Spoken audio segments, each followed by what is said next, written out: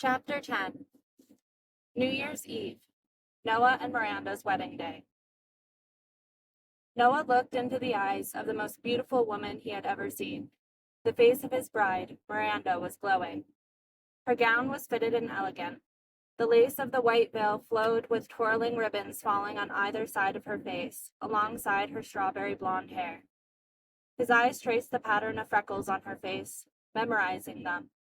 They were more beautiful than the stars of the Milky Way at night. He swore he would never forget the pristine image of the woman in front of him. Samantha stood right behind Miranda as her maid of honor. Feelings of jealousy started to whirlwind inside of her. She felt a mix of emotions well up at witnessing the cheery scene of her sister getting married. She forced a smile to appear on her face. Her pearly white teeth, her manicured hair and makeup, and the delicate angles of her face was a false mask of happiness, when inside she was a jumbled mess, about to perilously break down into a mini freak-out. Forcing herself to smile unnaturally like this was beginning to make her cheeks hurt. Her breathing accelerated, and the pounding of her heart began thumping in her eardrums. Her thoughts shifted as she imagined her tiny tin of Altoids containing little blue and green treasures nestled secretly in her purse. The red and white tin called to her, sung to her in an angelic melody. It was all she could do to just keep smiling. "What the fuck am I doing with my life?" she pleaded to herself. Her aching cheeks blushed red, and she could feel the heat spread through her face. A wave of embarrassment washed over her. She thought about the carefree way her and Jason had been living their life. She bottled up the shame of her recent life memories and shoved them away to a faraway place in her mind.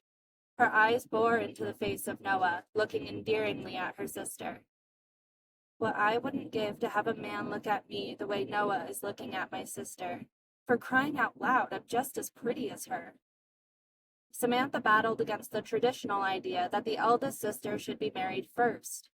Even though she wasn't very traditional, this fight was a hard one. The tradition was basic fact, and witnessing her sister in this act of holy matrimony made her internal self utterly cringe inside. Samantha snapped back to reality, leaving the turmoil of her life she was wading waist deep in when she heard the words, "I do," softly spoken by her sister. She fumbled for the small box Noah's wedding ring was waiting in and handed it to Miranda. "I now pronounce you husband and wife." They exchanged rings, and with a look only star-crossed lovers could give one another, they embraced, and she watched her sister close her eyes to passionately kiss her new husband. Samantha fell short of breath as she witnessed the moment their two individuals' destinies were forever joined as one. Wham! The doors of the chapel burst open. She looked over and saw half the wedding party turning towards the commotion.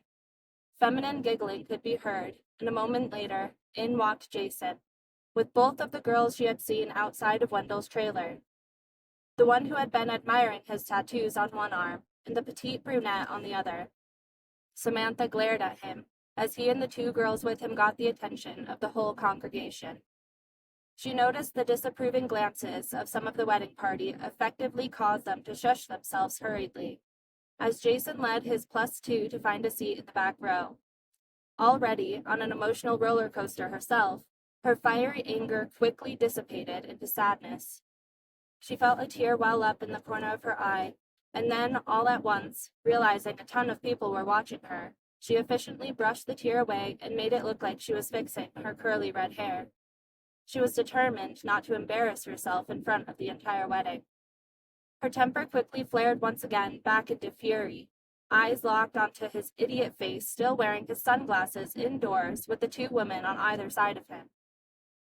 Ashley and May, whom she'd only met briefly before departing with her long-lost sister back to Flagstaff in her acceptance to be maid of honor.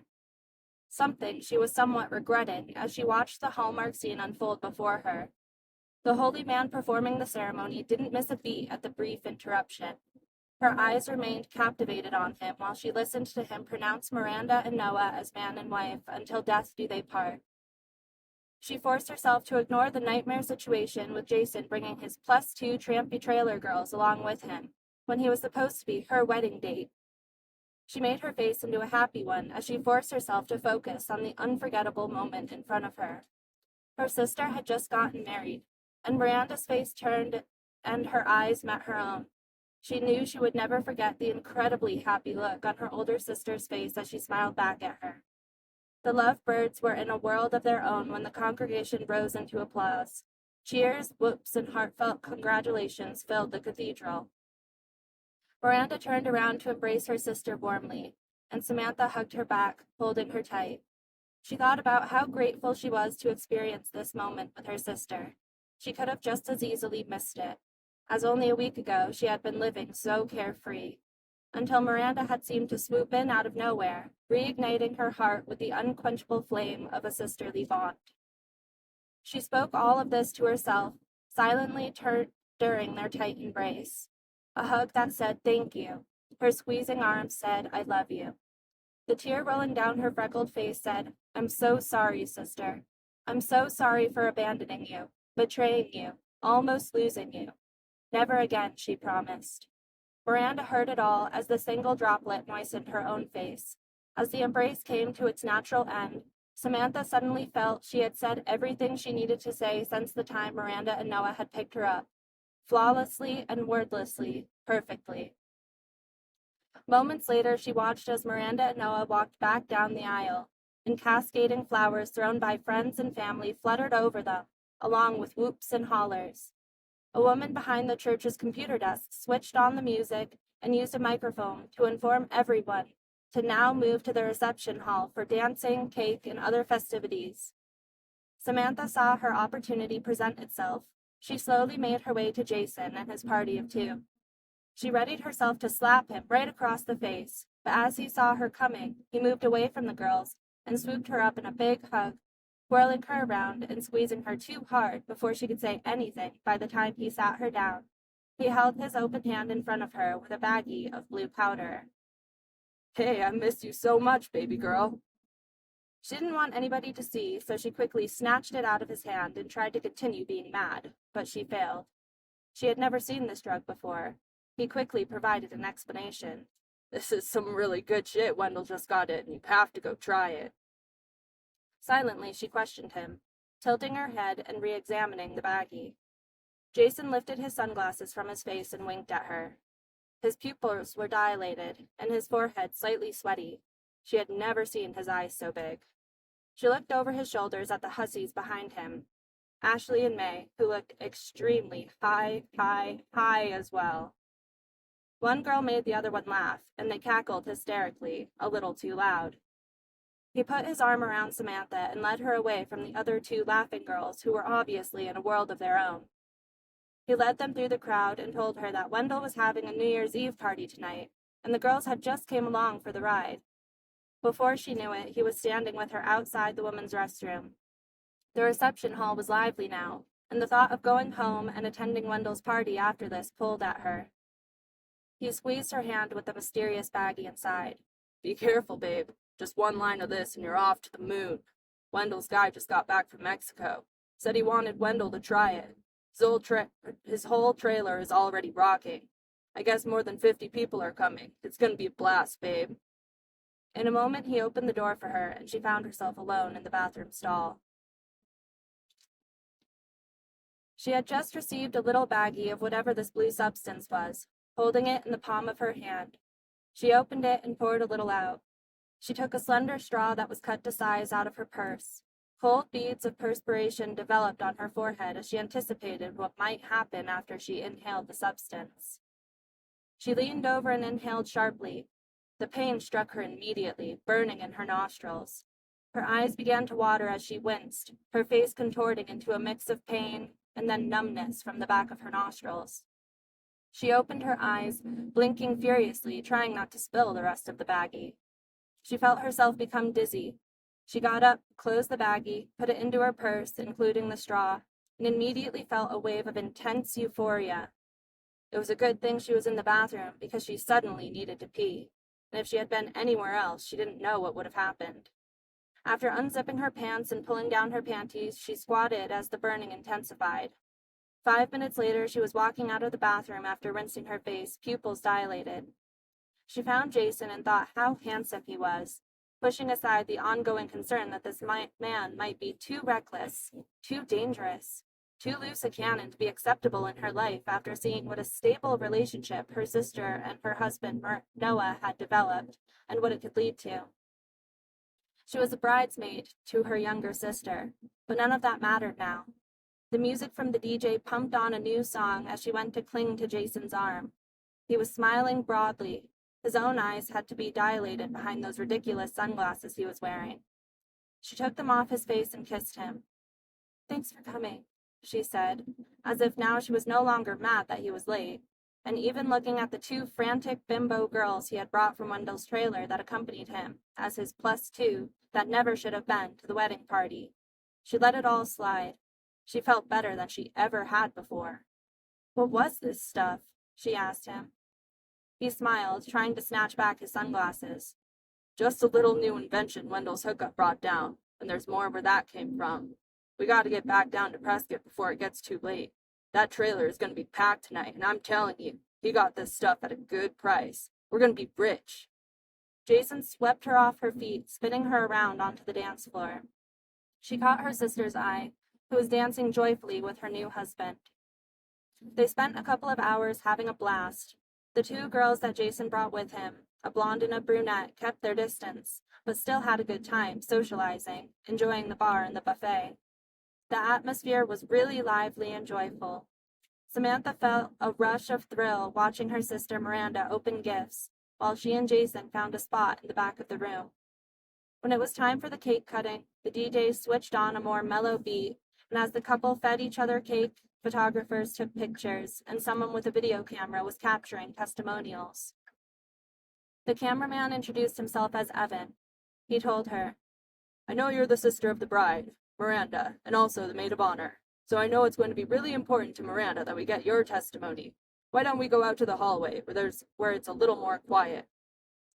Samantha looked at Jason as he nodded in understanding. She excused herself and went with Evan, the cameraman, who set up the camera on a tripod at a face level and told Samantha, "Okay, you're good to go. Just say whatever you feel."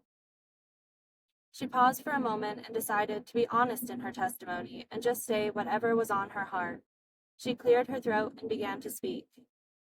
"Hey, sister, it's me. Tonight has been so special, and I'm just so happy for you guys, I am." She felt a tear begin to well in her eye and thought that maybe the drugs were making her feel too emotional, but she pushed on. "I know that my boyfriend Jason isn't anything like what you have with Noah, but he's fun, and I need that in my life right now. After losing Mom and all the time in the state orphanage I just felt like I lost myself in there. With the psych and anxiety meds they prescribed, and you found yourself with your God and the Bible. And I'm trying so hard just to understand that, and the complexities of your Jesus and everything that you have with him being there for you. Noah being there for you.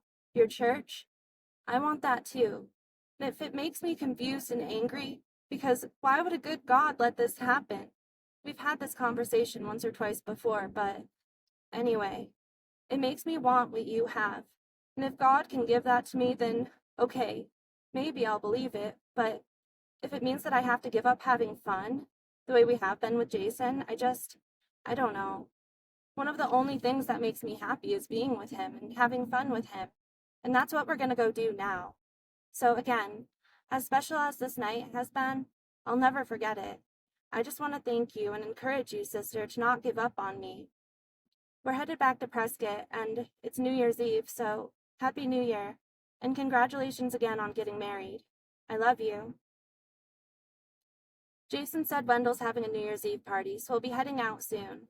I'll be taking the Bible you gave me for Christmas along with me.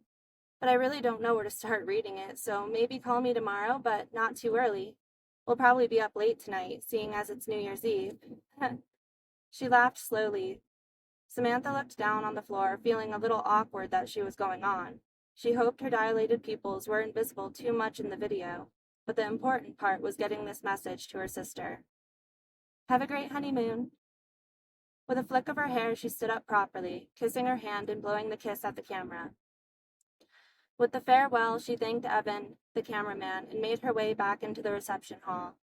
Right as she was about to open the door, Jason and the two girls opened the door. She had her purse and her Bible.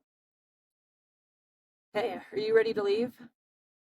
She took her things and said, "Yeah." He put his hand around her, and the two of them broke through the front entrance. He looked at the two tagalongs and said, "Come on, girls," and they followed their way to Samantha's car. Just as Samantha was about to get in the front seat, Ashley intervened and said, "Hey, Samantha, I really need to sit in the front seat. I get car sick. I really can't sit in the back." Samantha looked at her with her jaw hanging, and then looked at Jason with an air of bewilderment.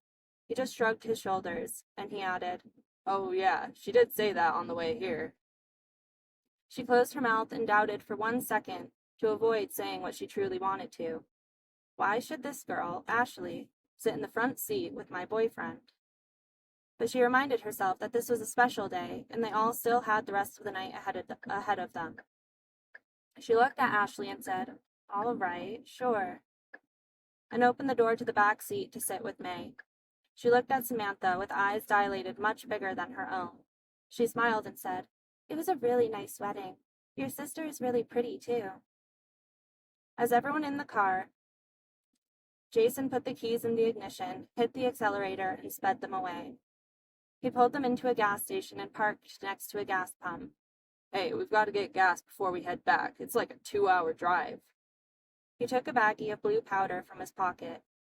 She noticed the eyes of Ashley and May, their heads turned, their gaze locked onto him. She thought to herself, "These two girls are really pretty. They could be prettier than me." A wave of uncertainty washed over her, but before she could let herself feel too self-conscious, Jason locked eyes with her and said, "Hey babe, take this. Share some with the girls too." He handed the larger baggie full of blue powder to Samantha directly. Her hand brushed against his, and the moment of contact, brief as it was, in the anticipation of inhaling another bump of this magical blue substance, stronger than any upper she and Jason had done together before, made her push aside her self-doubt. She listened as Jason continued to speak. "Don't do too much. This stuff is strong." Jason closed the door and began fueling. The girls looked at Samantha in the car, and she wasted no time dishing out a little each to the girls. They dug into their own purses, producing 3 slender straws cut to length. Remembering and anticipating the sharp pain she felt last time, she said, "I'm going to do this and then go inside to get some drinks. You guys can join me if you want," she told the two, who were already inhaling deeply. Pushing her hair back, her face contorted into a squint, eyes watering, May responded, "Yeah, okay, that sounds great. Let's all go in and get some drinks. It's kind of a long car ride." Samantha and Ashley went to finish working on their own piles, and then, putting everything away into their purses, the 3 girls made their way in, following behind Jason, who went directly to the counter and started buying cigarettes and lottery tickets from the gas station attendant. The 3 girls made their way around the small store. Samantha went in and picked out a few things, and the other girls came back up to the cash register where Jason was checking out, adding their things to his purchase by setting them on the counter. Samantha saw a giant case of White Claw seltzers. She told them, "I'm just going to use the restroom before we hit the road." By the time she came back out, Jason was finished fueling, and everyone had everything they needed from the gas station. With the new dose of the blue stuff running through their veins, Samantha no longer cared that Ashley was sitting in front. She told Jason to turn on the music, and a song she knew well pumped onto the radio. He turned it up, and once again they were on their way, and she was with Jason along for the ride. When suddenly, the song was interrupted with an emergency alert. Subsequently, their phones all rang aloud, displaying the warning. Samantha read the message aloud to the car. Her mind raced with what wild ride was to come.